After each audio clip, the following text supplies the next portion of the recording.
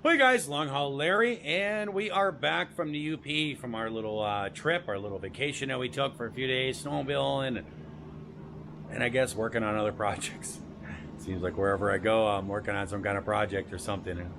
But got my snowmobile all torn apart up there. I did get a call back from the shop, and my carburetors are all done, all cleaned up, ready to go.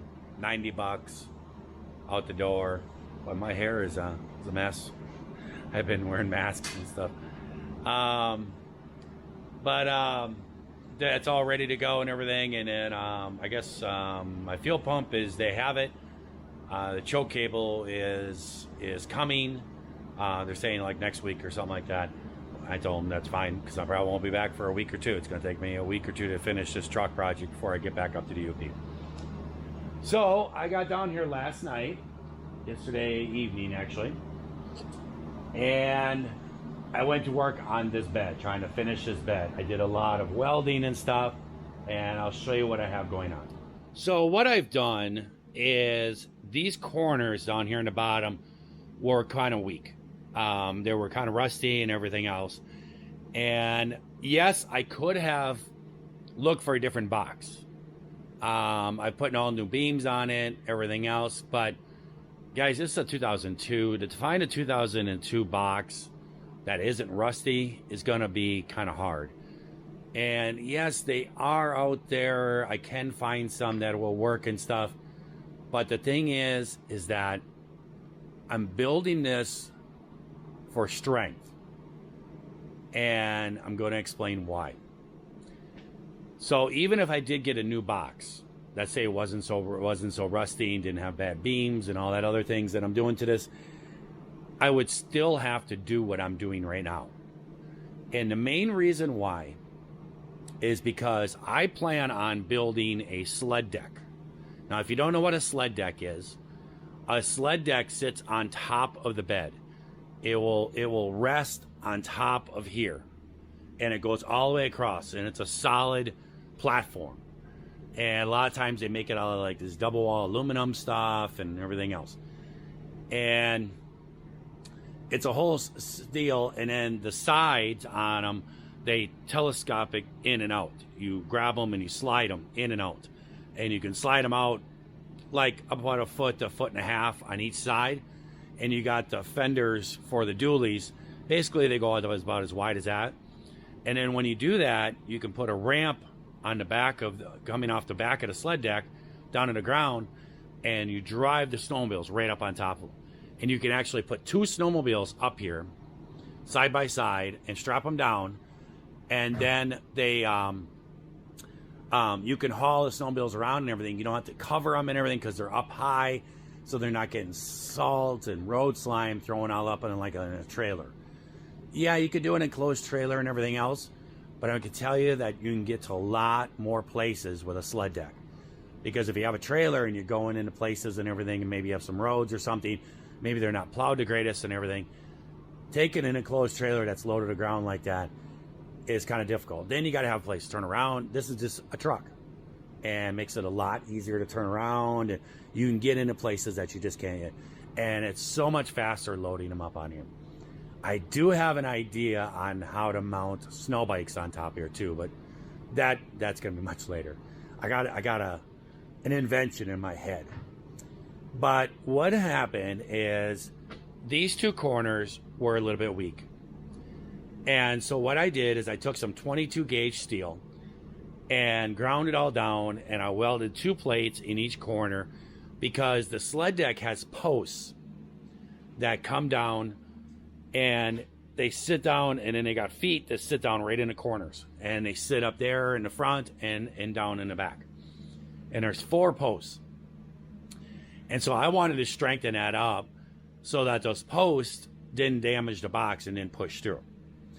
Now I'm building this extra strong. And the reason why I'm doing that is because I plan on leaving the sled deck on there year round. And I'm going to build my own sled deck, and I'm going to make it beefier. And I plan on loading a side-by-side on top of this too. So it needs to hold a lot of weight. Because you figure 2 snowmobiles all fully fueled with gear on them and everything else, you're looking at 500 to 600 pounds each. So you're looking at about 1,200 pounds of weight on top of there. A side by side, you could be 1,800, maybe 2,000 pounds of weight. So it really needs to be strong. And what has happened is my brother came up snowmobiling, and he was out west snowmobiling with some guys, and one of the guys borrowed his truck to go out one night, and the guy had an accident, and he smashed up the whole side of the box and demolished the box. And the guy has bought him a new box, and he's getting that all mounted on and everything else. But my brother came up to the UP to snowmobile with me, and he grabbed another one of his trucks. He's got an F-150, and he took the sled deck off his 350 and dropped it on his F-150 so that he could work on it. And that F-150 has a brand new box on it because he was hauling it. He owns a construction company, and he was hauling a big trailer, and he was backing into it, the trailer or something like that, and got all cockeyed or something. And he damaged the side of the box. So his insurance company, they bought him a new box, and he just had that mounted on, I think, last summer. And he put that sled deck on there, and he hauled those two snowmobiles up there. And we had an issue with it. The sled deck had moved, and I had to help him and everything. And we couldn't get the tailgate open. We had to mess around with it, and then we had to move the sled deck and get it positioned right. And when we got it open, you could tell that it was actually damaging the box, those feet that sit on there, and even bouncing down the road and flying down the road, and as all that weight is bouncing on those feet, it actually damages the box. And I thought, well, putting that steel in there would help reinforce that so it wouldn't happen. But seeing what my brother's box went through, and that was a brand new box, I decided I'm going to go a step further. So what I am doing is I went and got myself a sheet of 1/8" cold rolled steel, and I don't know why I said steel twice.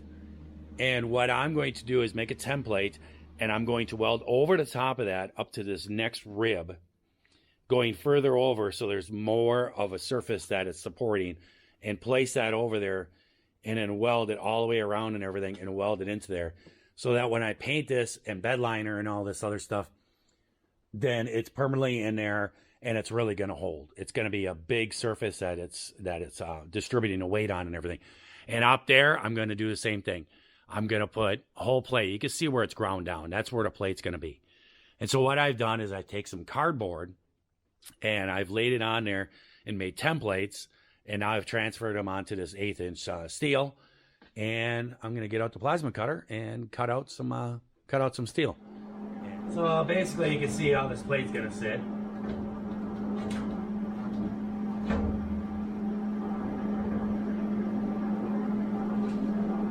Go just like that, we're just going to tack it into place.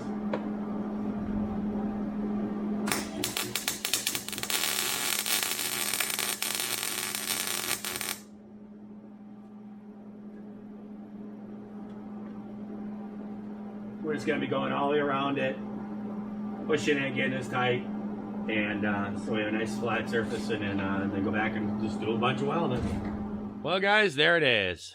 It is all plated. That's a lot of welding. I got to grind down some of the welds and everything, but it's pretty tricky welding stuff to it. Like I said, if you get a little bit into the thin, it burns a hole in it, and you got to fill it all in and stuff. But it is all plated. So now when the legs for the sled deck sit on there, they'll have a really good base, and it's not going to dent in the bed of the truck and crush it. A lot of guys, they'll like put big blocks of wood underneath them to spread the weight around and everything else. And I thought, you know what? Let's just do this right and do this and put these plates all in here and everything else. And then when I put the legs down in there, the legs will have holes in them. And what I'll do is I'll drill the holes in just a little bit smaller, and then I'll tap the holes. And that way I can thread bolts down into it. And that'll keep the legs right where it's supposed to be, and everything won't move around and stuff. And that'll help hold the sled deck on there too. You attach the sled deck to the anchor points in the corners, but if the legs are anchored in, that'll just be another added point that it's, connected. So I still got to grind welds and everything else, and then I have to go through and sand all everything inside and stuff, and get ready for paint. But I am now going to flip this thing down and weld up that bracket, that cross member that's really rusted out. I got a little metal for that, so I'm going to weld that up and get it all cleaned up underneath there, and then I can start painting underneath and get a coat of paint on there tonight, and then tomorrow it'll be dry, and I can flip this thing over and work on the inside and get this all painted, and then I can start on some other projects. Well, now we got our back flipped over, and you can see all the new beams I put in there, but it did not come with this beam, which I was kind of disappointed about. I thought the kit did. I never did go back on there and check what it said, but that's fine. I was able to stop at a steel place. They did not have full sheets of 3-inch, 1/8-inch stock. They said they had 20 feet, and they went in the back and everything, and it was all smaller chunks, which is fine. And so I have cut them, and that's what I'm going to be doing, just like that.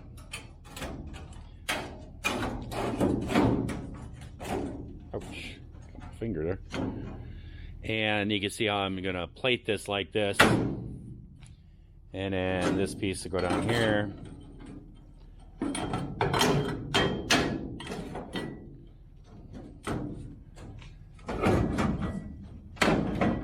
And that piece to go there. And then, so I'm going to weld all that in, and then I'm also going to put a piece across here, an 1/8-inch piece across there. I'm going to weld it in and weld it, so it'll be a solid piece. The other ones, I am going to cut some 1/8-inch stock like this, and I'm going to put it on top of here where it's going to sit. Since I'm putting an 1/8-inch here, I'm going to put an 1/8-inch here, 1/8-inch plate there, an 1/8-inch plate there. I'm gonna put some just weld plates on top of that, just a plate on top, and then 2 plates going down, just for strength, just to add some strength. Because I mean, this is, you know, brand new metal, but this is probably about 22 gauge, and that 1/8-inch around that is going to add a lot of strength to it. You got to remember, I'm talking about putting a side-by-side on top here, so want to have this good and strong. So the corners here are bent up, if you've noticed this. Both corners, I got to just pound those back out, shape them back out. This one's got a little more crinkle. What happened is I put this outside and I leaned it up against the silo next to this building. Didn't tie it to the silo. Donna was leaning enough. Came back like a week or 2 later or something like that and was laying on the ground. It fell all the way down, and it fell on this, and landed right on these corners. It's fine. I'll just bend them out and stuff, and it'll be just fine. And just paint them all up and everything. Most of it gets covered with those plastic fairings that go on there, and then this goes up against the cab. So I just got to get this so it has a natural curve to it. That's all it is. Not a big deal. So I guess I better get to welding and stop it talking, huh? Well, there we go, guys. I have this back brace all built up. I did with 1/8-inch cold rolled steel. Cut all the pieces out and everything else, and pieced all that together and welded it all the way around there. So that's going to be a nice stable platform. And then I went over the top of all the other cross braces, and I put 1/8-inch steel and cut plating and put it all around there and welded it all on there to it. And that way it's going to be extra strong, so it shouldn't handle the weight. I've gotten my corners pretty good. I think they're good enough. These two were all crinkled up and stuff, but I've gotten them all put in there. The cab sits right here. This kind of just curves on the bottom. You really see it. But I think once I put the paint on and everything else, you won't even notice it. But I've been doing a lot of research, and this fueling nozzle right here. So this is the one that was with it. And it's a diesel. So it's got to have the big opening to put to put a diesel nozzle in. And it comes with a twist cap. It has threads on it. Okay? Well, the ends are all boogered up, and I mean, it's really rusted. This end is all busted and stuff. And it's really rusted, so it's gonna, even if I clean this up and fit a hose over it or something like that, it's probably gonna break and rust again in some other spot. So I went on eBay And I actually found this one. And it is the same. But everything's the same. But on the outside of the package it said Isuzu. Okay? But everything is the same. It's got this here, made in Taiwan, this part number and stuff. But the problem was, well, there was two problems.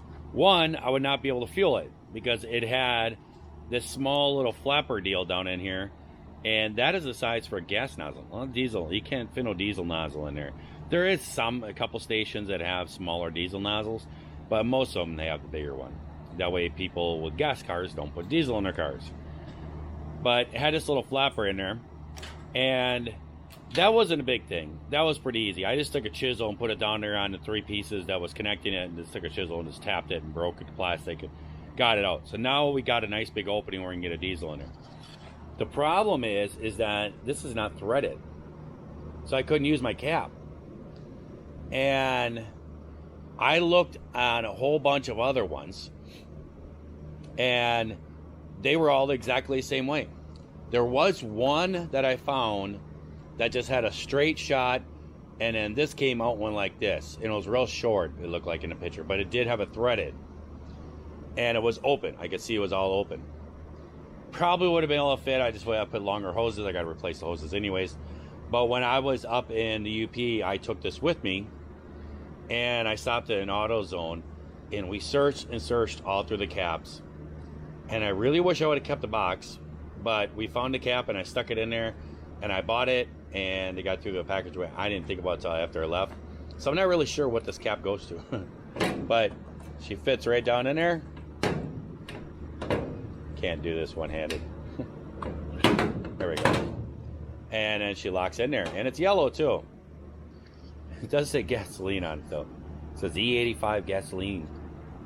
And then it has this tether on it. I want it to be tethered so I don't lose my gas cap and stuff. I don't really like this tether. I'm not really sure about this, but it'll work. We're gonna make it work. I actually tried to pull the one off of my other gas cap to use this one, and it's actually too big. It's actually too big for this gas cap. Yeah, I can actually just pull it out and off by hand. I'm afraid it's just gonna come off. So there we go. So we got that, and I gotta get this off. So we got that all settled out. So now that is just going to sit right down there. Well, guys, there it is. Got the first coat put on there. That looks really good. Really good. This is that POR 15 paint. And I sprayed it, but I had the doors open and everything and had to vent it in here. And it seemed to work a lot better than trying doing a closed in place. But got her all coated and everything. Got the first coat on there. Now it's kind of tacky yet. It's not sticking to my finger, but I'm gonna give it about another couple hours. It's been on here for about an hour already, and I'm gonna give it about an hour or so, just to where it's just a little tacky, and then I'm gonna put a second coat on there. And what I did is all the spots out here that were starting to rust and everything, this all gets covered by those fairings and everything. But wherever there was rust starting, surface rust starting, I actually painted over the top of that, and then I'll sand it down and everything and all that stuff. But yeah, she's looking really, really good. Really happy with this. When I get the inside of the box painted, that's going to look really nice. I have let the underside all completely dry and cure and everything. Everything is all good there. Now I have flipped it over, and this is actually the base that I built quick to set my cab up on the top of the barn, because I knew it was going to be up there for at least a few months. So I'd get home and work on it. Turned out to be about 6 months. But I put this underneath it so it wouldn't just be hanging up there, and I thought, hey, why not put it on here? The main reason why is because I don't want the cab sitting on these fenders, because they're very fragile. You know, it tipped over out there, especially these back ones here. Or actually those are front. It tipped over outside, and that's how it damaged those corners. I had to reshape them and everything. So I got it up on here. I brought this thing down here and put it outside the door, and then pick this thing up. I tell you, this thing's getting heavier and heavier every time I pick it up. It took everything I had to get it standing up, and then set it down on there, and then I used the tractor and picked up this end of it and got it up on there. So now that I have it sitting up here, I actually found a spot that I missed weld. Right over here. Right over here, there's a hole right there. I'm gonna weld that solid, and you can see daylight here. So I'm gonna weld that up and everything, and then get up in here and grind all the welds down nice and smooth and everything so nothing catches on them, and then go over everything with a wire wheel. And then I gotta just sand it. It's gotta scuff up all the paint on the inside so that the rust inhibitor, the F350 paint, will stick to it. And then I'm gonna put a couple coats of paint on this thing, and we good to go. Well, guys, the bed is done. It's ready for paint. Everything is completed on it. Still have a little bit to scuff up and stuff. See right there in the cap and everything. The covers go over, the dualies right here. I put all new nut inserts in. There's little plates that hold on the dually fenders. Put all new nut inserts. There's quite a few of them that actually just broke off when I tried to get them off. But got her pretty much all scuffed up and sanded. I've done a whole interior and everything. I'm also going to spray this once I get it mounted, and before I put the bed liner on there, I'm going to actually spray some adhesive promoter everywhere inside and everything, so the bed liner really sticks to it so it doesn't flake or doesn't come out or anything. But she is all ready to go. It is good. It's been a lot of welding and a lot of work done on this thing. But brought this thing back from basically going to the junkyard. Got this 1/8" steel plating all in the corners and everything for the supports for the sled deck when I put it on there and everything. It does have a little bit of waviness to it, and that's because the rails, they were actually crushing, and you can see they're raised at each rail like that. That's because the rails were crushing and stuff like that. But it is what it is. That does not bother me a bit. That's all good and everything. I know it's very, very solid now. It's got all new rails underneath. This thing's gonna last a long time. My brother-in-law and my sister really helped with a lot of this sanding. I have to really say thank you. He also painted up this. This is the tailgate that I made. I made this from scratch and everything, and he painted this all up. It was all rusty. He painted this all up for me. That's one of the options. I have the tailgate that's supposed to go on a truck too, but when I haul something really heavy like my side-by-side or something, I use this so that it wouldn't bend up the tailgate and everything. So now I have the option of that one or what. I got the fenders, the dually fenders. They're all scuffed up, all ready to be for the bed liner paint to be put on those. And the other one I just fixed. I'll show it to you. See, this is when I had my snow bike down here in Wisconsin. I took off from Michigan one time on a trip. I took off and I had my snow bike up in the back of the bed. Had it tied down, went around a corner, didn't have it tied down good enough. Fell over and the handlebars went out, and the handlebars hit this and broke this chunk out. And I've had a hole here for probably 2 years. And I've always thought, when I do redo this truck, I'll have to get a new fender. And then when I pulled the truck apart, there's an inner fender in there, and I figured it was gone. I looked around on the ground when it happened, and whatever. And when I pulled this apart 2 years later, there was the piece sitting down in there. It was the perfect piece. Nothing is broken and nothing's missing. And so I just set this back up in there, and I used some Permatex plastic bond to put this in. And I'm about ready to flip it, and I'm gonna put, it's a plastic tank repair stuff. It's basically like a mesh. You put down this, you smear this material down on it, then you push this mesh into it and put another material over the top of it, make it sticky. It'll add strength to that and everything else. But I fixed all the cracks and everything. It'll have to be sanded and stuff because there's glue. All the plastic bond stuff is all oozed out and everything. So it'll have to be sanded up, but this one's all fixed and ready to go.